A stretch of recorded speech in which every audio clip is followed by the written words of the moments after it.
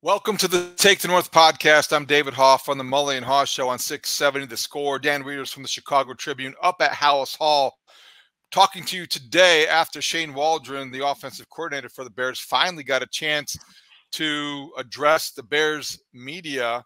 And Dan, he waited till Thursday to do it. I think he probably could have waited another day and maybe practiced a little bit more, because if you're trying to project everything is going to be okay, I know it was just a media session, but there was not much about the way it projected things that made people feel like everything is going to be okay.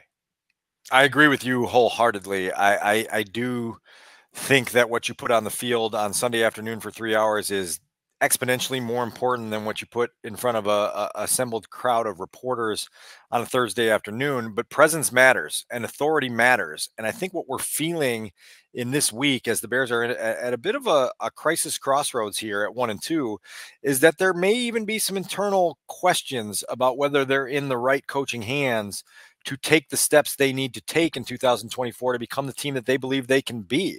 I think you've had little hints of that all throughout the week. And then when Shane had his opportunity to be on the stage today, he came across as skittish, quite honestly. And I think you felt that in how fast he was talking and how jumbled some of the sentiments were.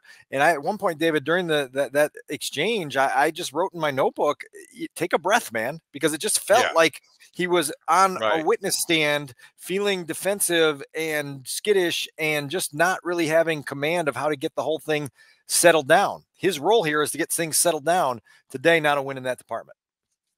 It bothers me when people who do what we do often mock and ridicule people who aren't gifted public speakers, because I think that's maybe cheap and lazy often. And I don't want to do that, because I think that you can coach coaches, and coaches have to understand, and organizations have to respect the fact that, you know, we talk about this because, in my view, I think, and I know how you look at it too, Dan. I mean, the perception can help shape reality. And what you're talking about is that, you know, it's at times when you have coaches who don't project leadership or confidence, oftentimes you have players who are more experienced at what they do than the coaches are. And they're like waiting to be led. And it's all under the umbrella of leadership. So when Shane Waldron is skittish, and that's a great word, then you start to wonder about the direction of this offense and can he find solutions to these problems.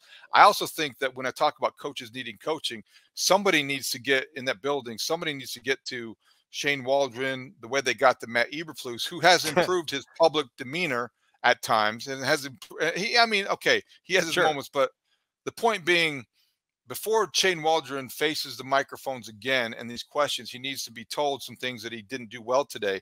You need to pause. You need to sound more conversational. You need to project more strength and confidence. You can't sound like an AI-generated offensive coordinator, because that's at times what it sounded like. Press button here for answer on the speed option play. Press button here for answer on Caleb Williams' communication.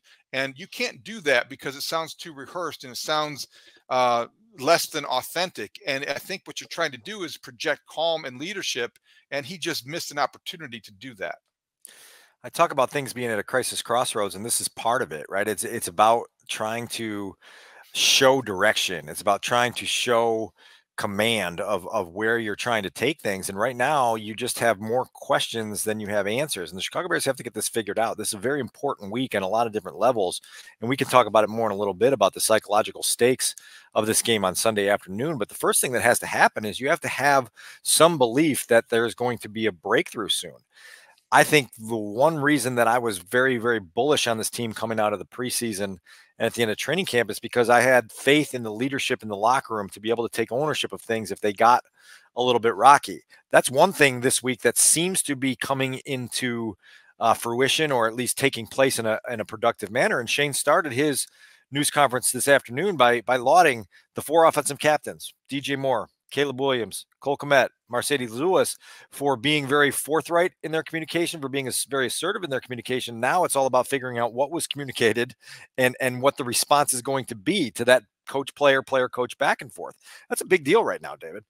It is a big deal right now, and I want to get to what Marcedes Lewis had to say after Shane Waldron spoke, but I don't want to leave yet what Shane Waldron had to say that was substantive, because I think we can talk a lot about the style and how maybe he failed to connect. But I just wondered, as you were sitting there hearing him answer the questions, which was a great group of questions from the Bears media and the Bears beat corps, I wondered, did he say anything about the game plan, about the fourth down call, about Caleb Williams communicating with his receivers or with his coaching staff? Did he say anything that made you understand better how things fell apart in Indianapolis? No, not entirely. I know that there were several questions about why the shotgun run in the low red zone is preferable, obviously, for what they did the other day. And he just said that when you have your quarterback in the shotgun, it provides you a numbers advantage. Now you have your quarterback as a potential runner as opposed to just a guy that takes a snap and gives a handoff. Okay, that's all right, but you want to have a sense that their offensive identity is coming soon. And on the heels of what Caleb Williams' press conference was on Wednesday, where on multiple occasions he used the words comfortable and comfy as things he desires, right, for himself and for the offense at large, you get the sense that the Bears may be trying to do too much right now. And that fourth down play may be a snapshot of that, where you're just trying to do way more than you're equipped to do, or way more than you've practiced to do. And so you're running plays that you don't have maybe a ton of reps at, and they're not as smooth as they should be. And the way they're run gets a little rickety. And that's been consistent here through the first 3 games. And you've got to find a way to clean that up quickly. You got to find a way to troubleshoot this. And that's on Shane. It's on Matt Eberflus. It's on their respective support staffs to get that done. And then ultimately, as we're hearing from inside the locker room, it's on the players to take a certain level of ownership in this as well, to try to make sure that you don't just sit in the shotgun seat while the car's going off the road without trying to grab the steering wheel and make sure it doesn't go off the cliff. For players to do that, I think they have to begin at one spot, and it has to be an assumption that's almost a given. They've got to respect the coaching staff that they are, playing for, executing these plays, defending in some cases. And I wonder this week, as you sort of have referenced a couple of times, and we'll hear from players, do you sense that this team fully believes or has faith in its coaching staff's ability to get the most out of this team and to do its job, as well as some of these veterans feel like they're going to be able to do theirs? No, I do not sense that. And I think that's why I call it a crisis crossroads, because I think there are questions. You use the phrase, do they fully believe in? There's no question in my mind that there's not full belief in that. Like you just have that feeling. Now, do they think it's an all hope is lost situation? No. Cole Kmet said that himself on Monday. And I think what they're trying to do right now is to regain that belief, in a way that's very productive.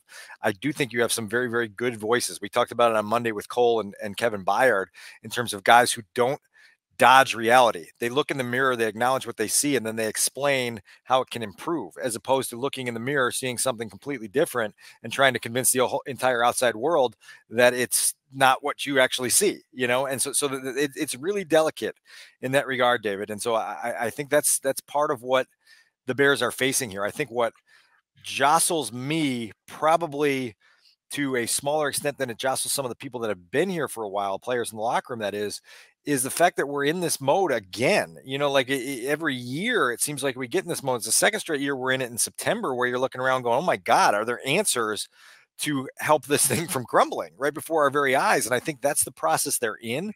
Again, I do think the leadership is strong enough to be solution oriented, to be connected, and to create an ownership that will be valuable. But now you got to get results out of it. And it's a real, I don't want to say tug of war, but it's a real heavy lift at this point for this team. So you're a keen observer of everything up there. You hear something from players that gives you a reason to believe you might be detecting a trend or a pattern. Let's go back to Monday, because Jalen Johnson may have said something that would give us an indication that not all is right with the Bears after 2 straight losses, when he was on the Spiegel and Holmes show on The Score in the afternoons, his regular spot.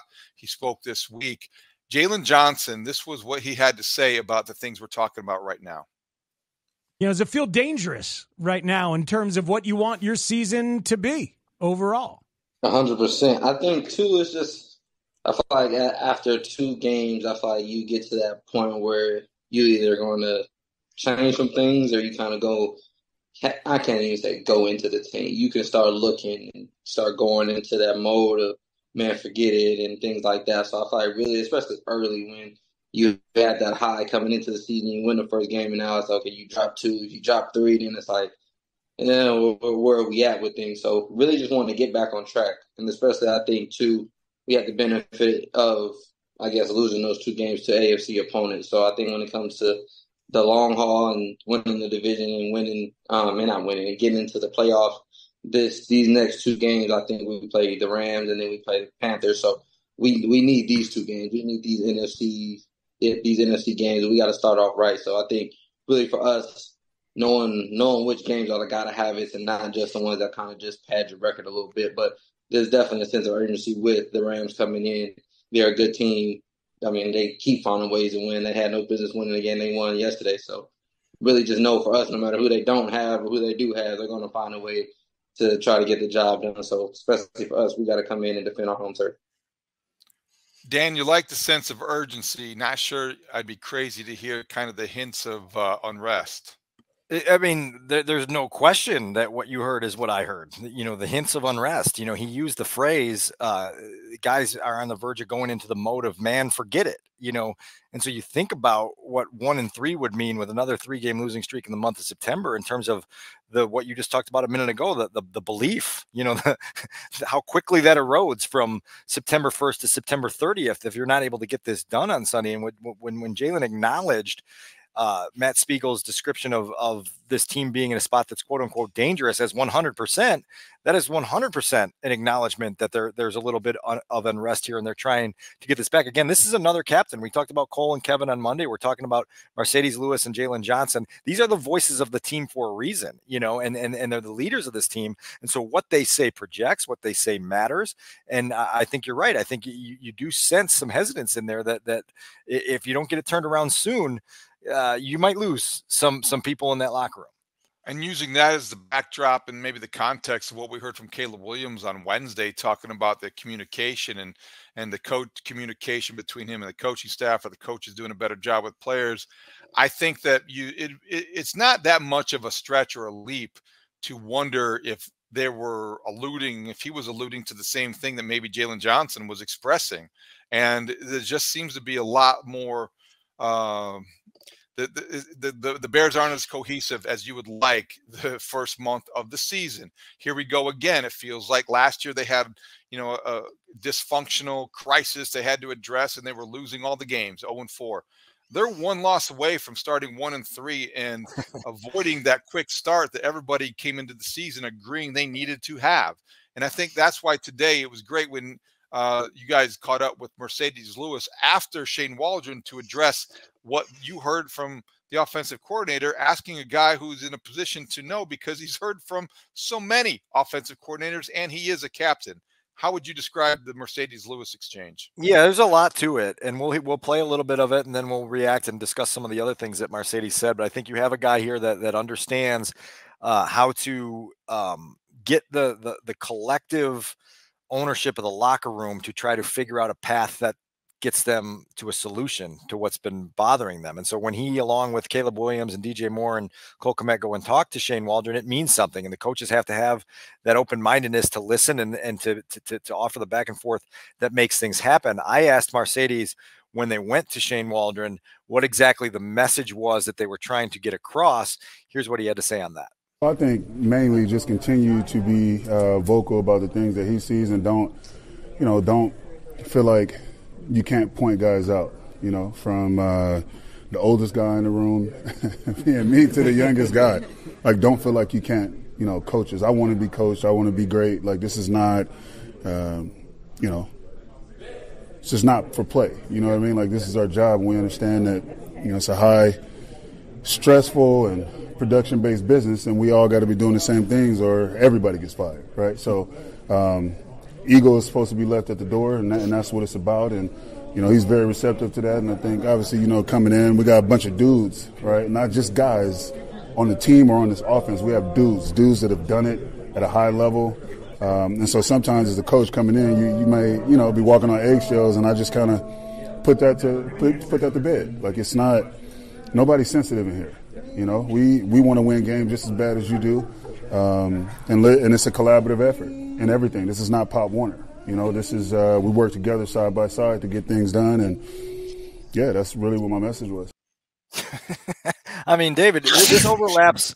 Yeah, allergic to those types of sentiments at this point, because this overlaps with something that you've been talking about all week in terms of whether the coaching staff here has the firmness to acknowledge when something is not acceptable. And Marcedes almost put that on a billboard for you and saying that there hasn't been enough forward, forthright, candid criticism of players and plays that need to be criticized. And so you hear that in the voice from a guy who's 40 years old and been in the league forever. It means something to you, and you hope it means something to Shane and Matt and everybody that's around them in the coaching wing of the building here at LSL. This is what I heard. I heard Marcedes Lewis talk about having dudes. So I think of him. I think of DJ Moore. I think of Keenan Allen. I think of maybe even Nate Davis, who's been accomplished. I know he's a trigger for a lot of people here, but you think of guys who've accomplished something elsewhere and they are dudes. And then you think about, well, here comes Shane Waldron into that room. And Marcedes Lewis said, sometimes as a coach coming in, new guy, you might be walking on eggshells. I just kind of put that to bed. Like, nobody's sensitive in here. It sounds like Marcedes Lewis had to say to Shane Waldron, treat us like dudes. Don't be tentative. Don't coach us. And I know he didn't say that as directly, but Dan, he did though. But I know he didn't say Shane. He didn't do this, but I think he's talking about coaches not being on eggshells. He paints a picture of Shane Waldron tiptoeing around everything, and you can see there's such a tentativeness to the Bears offense that this is symbolic of. And I think that's a bad sign, because you've got a guy doing it for the first time that is not getting it done. It's nervy, right? Like, everything is nervy right now, and nervy is not what you want in the middle of a football season. I mean, we are on the Thursday of week 4 talking here, David, and you've got one of the captains of the team telling us this is not Pop Warner. Right? Like, these aren't the messages you want. Now, just to give full context and nuance to the entirety of the discussion, Marcedes did go on at the end of our exchange in front of his locker stall to talk about how Shane is sticking his neck out in front of the room and taking accountability for the play calls that he's gotten wrong, and saying, here's the list. I'm going to give you a list right here of the play calls that I got wrong. And if I'm going to be hard on you guys for making mistakes as players, I'm going to own up to some of the things that I've done wrong as well. And so Marcedes' point with that is, when you have a coordinator willing to do that, and I think he said something about a pot of gumbo, put himself in that pot of gumbo. Well, all of a sudden you get a little bit more buy-in from players where you don't see it all as a finger pointing game, but there is some thumb involved as well. And so they've got to find a productive way to be solution oriented with this. But none of those comments that we heard just now from either Jalen Johnson or Marcedes Lewis gave you the sense that, oh boy, this team is walking in to Soldier Field on Sunday afternoon, chewing glass and ready to push the Rams right out of town. Exactly. And last thing on this, then we'll move on, is that's why at the beginning of the week I referred to it as a coaching deficit. The Bears are at a coaching deficit heading into Sunday, because I can't imagine a scenario in which there was a Rams player on either side of the ball that's going to be quoted as wondering why his offensive play caller is walking on eggshells, or that Sean McVay has anything to doubt. Sean McVay has a Super Bowl to add some credibility.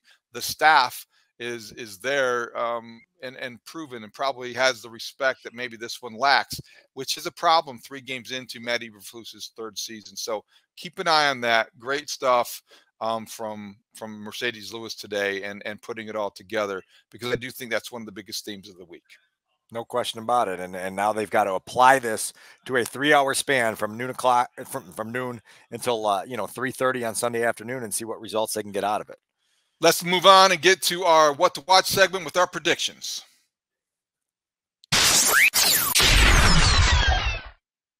One of the best things about this game in terms of a fan standpoint, and I guess from even a media standpoint, is the quarterback matchup. I love the way that Caleb speaks with reverent tones about Matthew Stafford. I didn't really know that before he expressed it. I knew about the Aaron Rodgers thing. And then you think, well, the proximity to each other the last couple of years especially gave Caleb Williams maybe a great vantage point to respect a guy who I think has got a Super Bowl ring, and Matthew Stafford is, got Hall of Fame worthy credentials, at least part of the discussion. And so that matchup to me is what makes this weekend fun, as well as just wondering if if one can match the other. This is the elder statesman and a rookie quarterback, and I just look forward to seeing how they're going to be able to handle the challenge. I think you don't count the Rams out because of Matthew Stafford. You get the sense that if Matthew Stafford finds Caleb Williams at the 50-yard line when the game ends and has some words of wisdom for him, he won't be pulling away and creating a stir on social media for the way he responds. I think he'll be listening with very attentive intention and be able to go that route. I think listening to Caleb on Wednesday talk about being a big fan of Calvin Johnson growing up and saying, I was watching all these highlights of Megatron making catches in double and triple teams, and then realizing over time as I got older, this Matthew Stafford guy really is pretty good at his job too. It's a pretty cool recognition that he's obviously carried forward as he's continued to study the position in his own growth as a high school, college, and now pro player. And he has a great admiration for the way Matthew Stafford is able to control a game, whether it's getting his offense in and out of things that they want to be in or out of, whether it's the ability to string along a defense with the things you do, showing that quarterback command that you can do in year 16 with a Super Bowl under your belt and the experiences you've gone through. There are skills that Matthew Stafford has, the fourth quarter moxie that he's shown over and over and over again throughout his career. There's things you want to latch onto as a young quarterback. Caleb obviously has. And I think that the collaboration between Matthew Stafford and Sean McVay, when you look around the great teams in the NFL, the teams that win Super Bowls or compete for them, they have that with their play caller, head coach / offensive coordinator, and the quarterback. You know, Andy Reid and Patrick Mahomes, Joe Burrow, Zach Taylor. You look at McVay and Stafford. They're in the top 5, I think, of those kind of collaborations, because that's when you know things are working and in sync. And that's frankly what the Bears need to try or hope to try to find with Caleb Williams and fill in the blank. Shane Waldron this year, who knows moving forward what it will be when they finally get to the point where they're ready to contend for a Super Bowl. And oh, by the way, the Bears offense will face a Rams defense that has been bad through the first 3 weeks of the season. We talked about Indianapolis being a potential get well remedy for the running game. It wasn't, but the Rams aren't much better at stopping the run, and they're not really good at stopping the pass, and they haven't put a lot of heat on opposing quarterbacks at this point, and they've been atrocious on third downs, and they've got a first-time coordinator in Chris Shula working under Sean McVay there. So you want to talk about an opportunity here.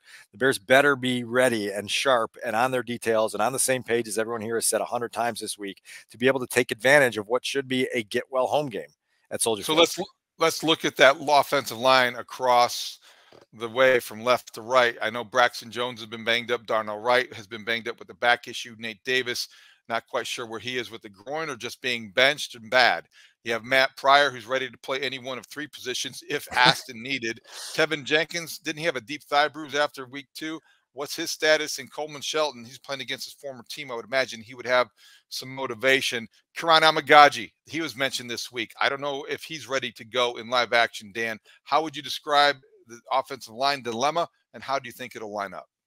Karan Amagaji was active last week, and so he'd better be ready to go in live action if needed, breaking glass in case of emergency type of situation.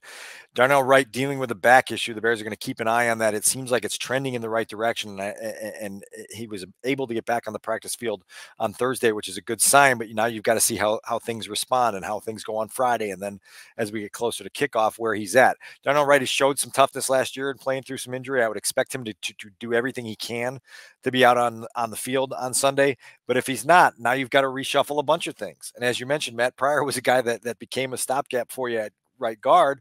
Well, now if you've got to slide him over to right tackle, then you've got to find someone else to play guard for you. And you don't want to continually be playing this game of musical chairs. And Matt Eberflus hit that head on Wednesday and saying, like, eventually our search for the best 5 has to create some forward momentum and some cohesion. And it can't just be a week after week after week reshuffling due to injuries and performance and everything else that goes with it. The Bears have to get right on the offensive line. They have to find things that suit their current offensive line that they can run with comfort and confidence and authority. And they've got to get some of that production to get this thing moving in the right direction. Well put. And I think before we get to our predictions, the other thing we need to at least address is you can see improvement in a lot of different areas. You hope to get improvement from your quarterback and the running game and, you know, certain things about maybe even your defense, although the defense has been pretty good. The one thing you don't want to have to count on, and I don't know how you gauge it or measure or prepare for it, is you need some improvement from your head coach. We talked going into the season about Matt Eberflus being impactful on Sundays, the way great head coaches are. I don't think we meant impactful in a negative way, but the two challenges in Houston were followed up by the blown timeout because of the 2-point confusion last Sunday. Dan, I don't know how you practice these things, but where is your confidence level on Matt Eberflus being able to correct some of these things and improve his role and hold up his end? It's got to be better because you don't have excuses. You don't have excuses anymore where you say, I don't have the roster to compete. I don't have the players. I don't have the horses. Like, you have to be sharp in the moments that require sharpness. It's understanding how to manage 2-minute drills. It's knowing how to use the challenge flag properly. It's knowing game situations so that you don't waste timeouts trying to decide whether you're going for 1 or 2. You can't hang your team out to dry with poor coaching decisions. And Matt Eberflus has to prove something here, not only Sunday, but in the Panthers game the week after that, and when they go to London and when they come back from the bye. And it's an entire season's worth of tests that he's going to have to take to prove to everyone, most importantly, the people inside the building, and most importantly, inside the building, inside his own locker room, that he is the man that can lead them to the next level. So this is a challenge, right? And so let's go into Sunday at Soldier Field and give him his opportunity to get better and make his own self-corrections in the way he promised he would. We'll see where the results land. All right, time to make our predictions for Sunday at Soldier Field. Let's bring in Adam Sadzinski, Studs, our producer, to start with the festivities. I don't know where you are head-wise, Studs. I'm sure the Bears have let you down. Rams coming to town, the Bears at Soldier Field, noon kickoff, which is 10 a.m. On the body clocks of all those LA Rams. What do you think is going to happen Sunday at Soldier Field? So where I'm at, by the way, like, come on, don't act like this team hasn't been off to bad starts in my life before. I'm doing just fine over here. So like, a lot bigger stuff going on, So in all seriousness, though, I think that I spent a little more time thinking about this one than I thought I was going to, but I think that I go back to the way I was thinking before the season and the standard that I was going to be holding them to, which is they should win games now that win games you're supposed to win against lesser opponents. And the Bears have a better team. Go out there and win the damn game. So I'm going to keep holding them to that standard that I was coming into the season with.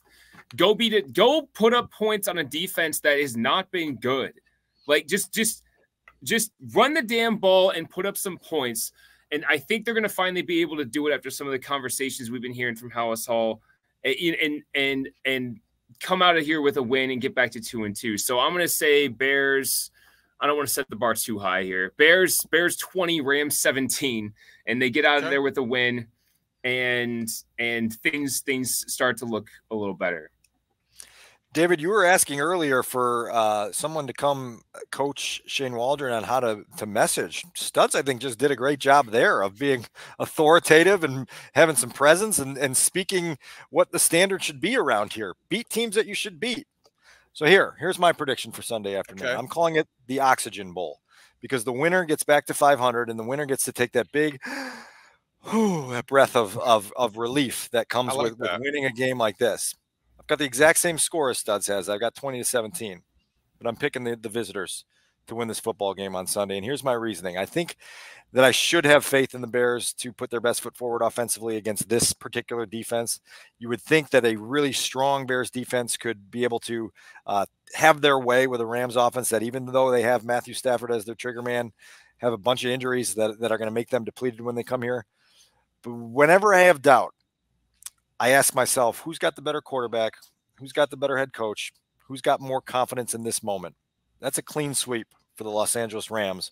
So I've got them coming in here, pulling off a mild upset, getting back to 2-2, 20-17. Wow. Okay. So the Bears actually have the longest home winning streak in the NFL. They've won 6 in a row. Is that right? Yes. They have the longest active home winning streak in the NFL, according to the Bears play-by-play man, Jeff Joniak. So I think. What does he know? I know. I mean, you said it, not me. I like his partner. So it's a biased source there. Yeah, it's an opportunity for the Bears to take care of their home field the way they have done a nice job of going back to last season.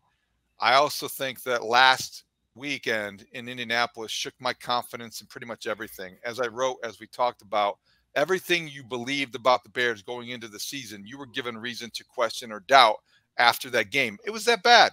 The Colts don't strike me as a playoff team.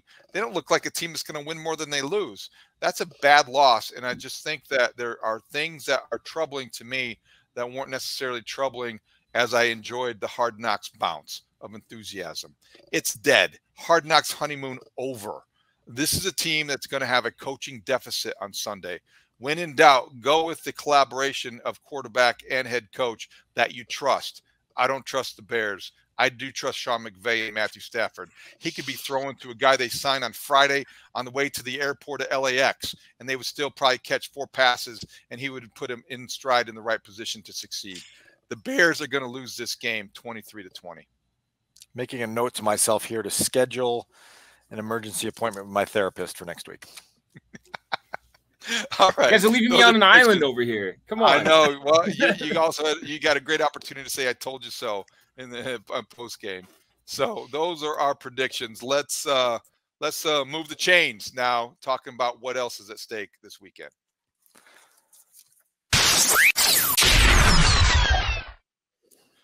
All right, Dan, there's just something about coming home that might help the Bears. There's just something about the atmosphere that might hurt the Bears. I don't quite know. You termed it the Oxygen Bowl. I think this, and we, at the risk of repeating our opening segment, I think in the NFL, as we have talked about all week on the Mully and Haugh show, and has been the conversation around town, you are 3 weeks away from calamity or prosperity.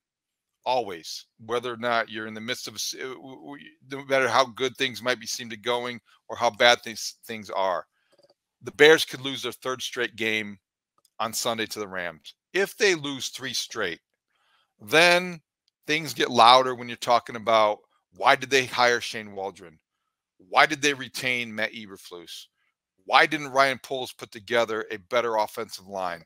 All these questions become more valid. Maybe even, and I hate this conversation, I hate it with all of my football instincts, but people will be asking if they drafted the wrong quarterback, if they should have kept Justin Fields.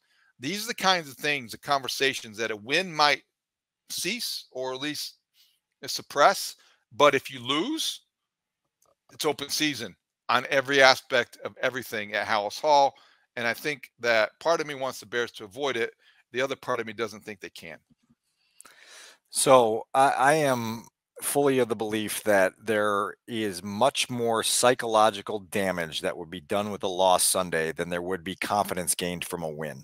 And I think you heard that in our opening segment in some of the player sentiments that are going around here. I think you are sort of teetering on the ledge here, that if you don't put your best foot forward and you feel like you're not a well-coached football team and all of a sudden you're 1-3 and you're staring up at a division that we've already acknowledged is really, really tough, you're in trouble. And so I do think the psychological stakes of Sunday's game are much higher than they should be for it being the final Sunday in September. I really do. And that's a scary place to live, particularly for, again, players that have been here and been through it a little bit. When Jalen Johnson says, as he did in that bite we played a little earlier, that you know, you've got guys thinking about saying, man, forget it.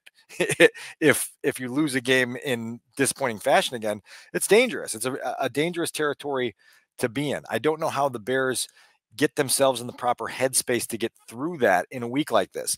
Remember, the Rams are coming off a win last weekend against the reigning NFC champion 49ers, in which they were down by 10 points in the 4th quarter, and they found a way. And I think Sean McVay stampeded right to the podium after that win and dropped a couple curse words because he was so elated at the level of fight and resilience and fortitude that team showed to win that football game. The Bears need one of those experiences in the worst way. They had a really good one in week 1 against the Titans team that we're seeing is not all that good.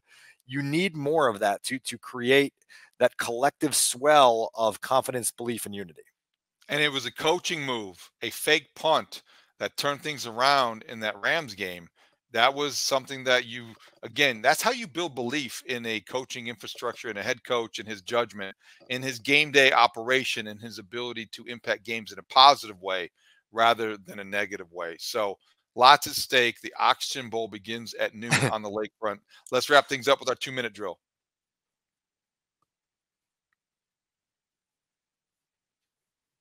The 2-minute drill. The 2-minute drill. All right, Dan. So the Bears signed another tight end, Stephen Carlson, added to the 53-man roster. What's behind that? No, trying to figure that out a little bit. That one was interesting to figure out what that means to their offensive desires and what that means to their health up front. Remember that Kari Blasingame has been dealing with an injury here for the last couple of weeks, and so maybe that's an opportunity to squeeze that role back in some way, shape, or form. We'll get a little bit better feel for where that is in the days ahead. But good observation by you. Keenan Allen has been practicing. His plantar fasciitis may be improving, although Matt Eberflus sounded less than certain when he said, hope so, when they said this is going to be a problem. Or what did he say? Was it hope so, or hope it's the end of it?